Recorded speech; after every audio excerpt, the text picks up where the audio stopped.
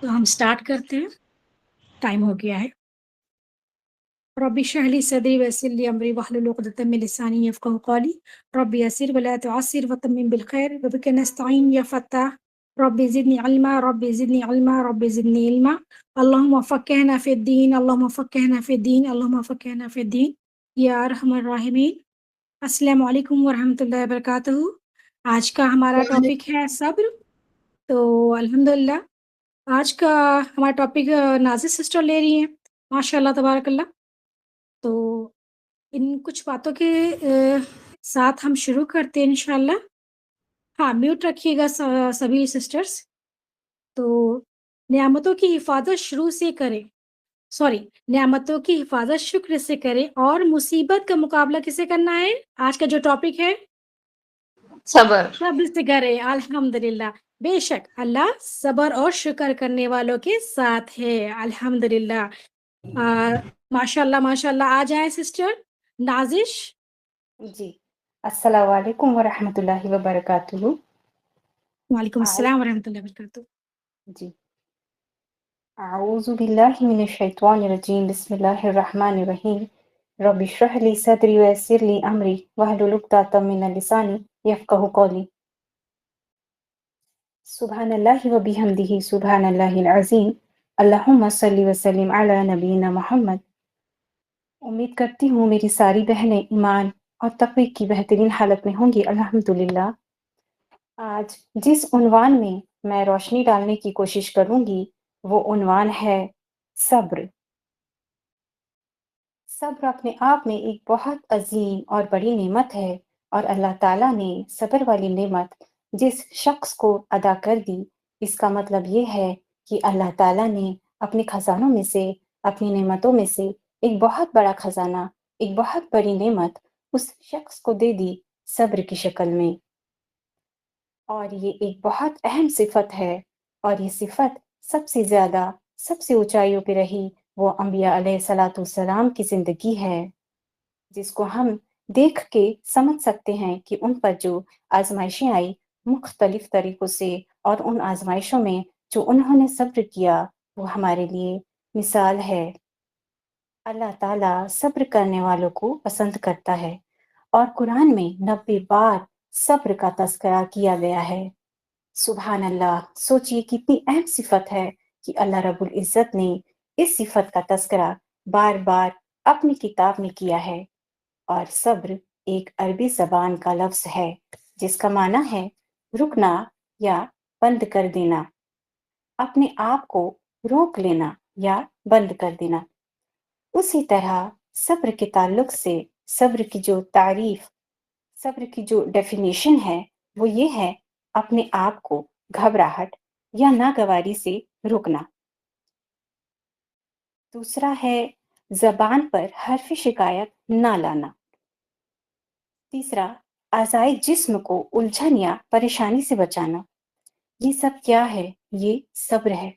ایسا کوئی عمل نہ کریں جو آخرت میں جہنم جانا پڑے۔ تو صبر سے مراد عام برداشت کرنا ہے، زبان، اعضاء و جوارے سے ہر اعتبار سے اپنے آپ کو روکے رکھنا ہے، برداشت کرنا ہے، خالص کس کے لیے؟ اللہ کے لیے۔ آئے اب دیکھتے ہیں کہ اللہ تعالیٰ نے قرآن شریف میں صبر کے متعلق کیا فرمایا ہے۔ سورہ البقرہ آیت نمبر 45، سورہ نمبر 2 میں وَاسْتَعِینُوا بِالصَّبْرِ وَالصَّلَاةِ، مدد چاہو صبر کے ذریعے اور نماز کے ذریعے۔ وَإِنَّهَا لَكَبِيرَةٌ، اور بے شک یہ بہت مشکل کام ہے۔ کون سا؟ صبر کرنا اور نماز پڑھنا۔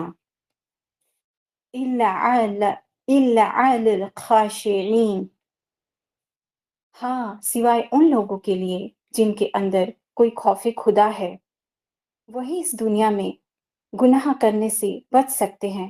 جن کے اندر خوف خدا نہیں، صبر نہیں، وہ یہ نہیں کر سکتے۔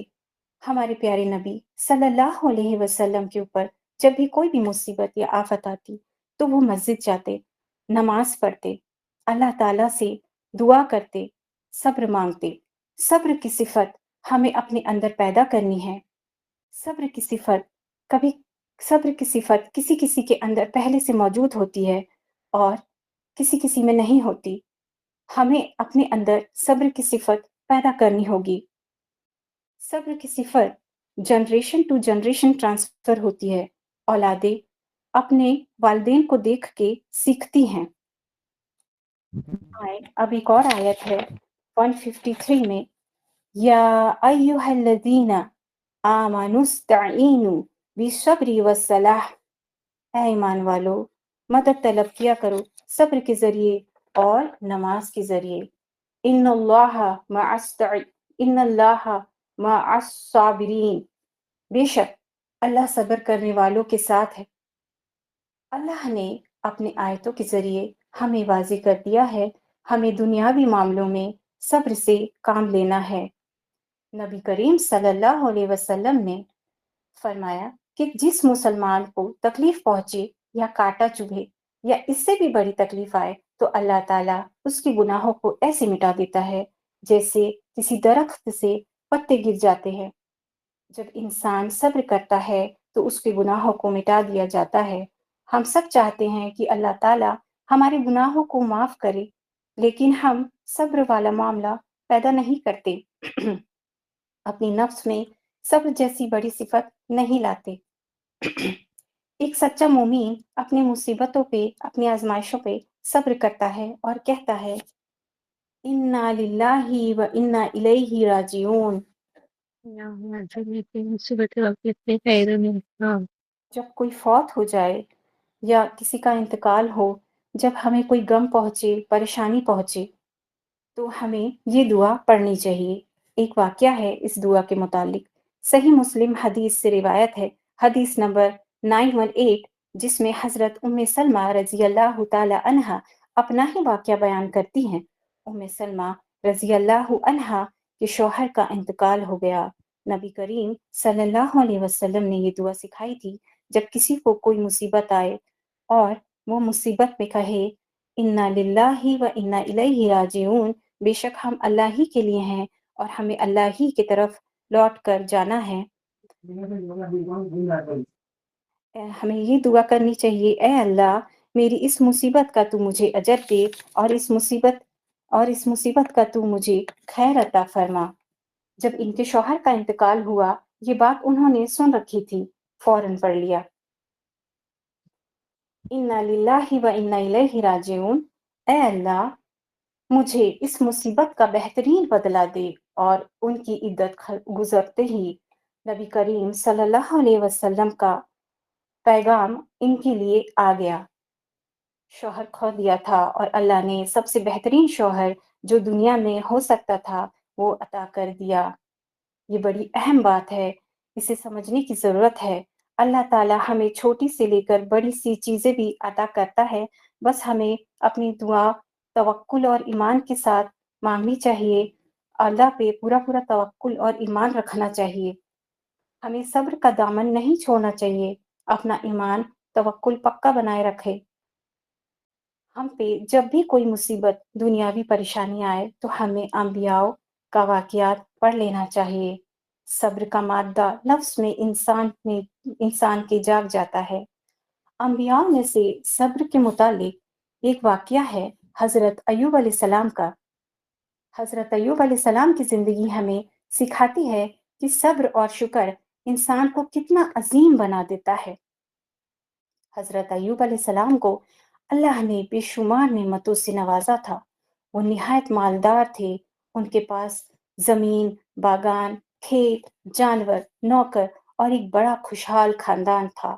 لوگ ان پر رشک کرتے تھے اور کہتے تھے آپ کتنے خوش نصیب ہیں.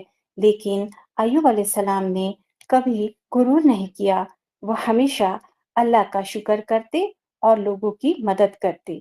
پھر اللہ نے ان کا امتحان لینا چاہا. ایک ایک کر کے سب نعمتیں ختم ہو گئی، مال و دولت ختم ہو گئی، فصلیں برباد ہو گئی، جانور مر گئے، بچے فوت ہو گئے اور آخر میں یہاں تک کہ صحت بھی خراب ہو گئی. جسم میں بیماری، زخم ہو گئے، لوگ ان سے دور ہو گئے. پر کبھی ایوب علیہ السلام نے اللہ سے شکایت نہیں کی. وہ ہمیشہ کہتے الحمدللہ، اور اللہ سے دعا کرتے، کہتے اے میرے رب، مجھے تکلیف پہنچی ہے اور تو سب سے زیادہ رحم کرنے والا ہے۔ اور یہ جو امتحان تھا ایوب علیہ السلام کا، کچھ دنوں کا یا کچھ مہینوں کا نہیں تھا، سالوں تک جاری رہا۔ حضرت ایوب علیہ السلام نے ہر دن صبر کے ساتھ گزارا، ان کی بیوی بھی ان کے ساتھ رہی، خدمت کرتی رہی، وہ بھی صبر کی ایک مثال تھی۔ کبھی کبھی تو ان کے پاس کھانے کے لیے بھی کچھ نہ ہوتا، لیکن وہ دونوں اللہ پر بھروسہ رکھتے۔ لوگ حیران تھے، اتنی بڑی آزمائش کے بعد بھی حضرت ایوب علیہ السلام نے نہ کبھی شکایت کی اور نہ کبھی ناشکری۔ وہ جانتے تھے کہ اللہ تعالیٰ اپنے بندوں کو آزماتا ہے اور صبر شکر کرنے والوں کو سب سے بڑی کامیابی عطا کرتا ہے۔ پھر ایک دن اللہ نے ان کی دعا قبول کر لی، زمین سے ایک چشمہ نکلا۔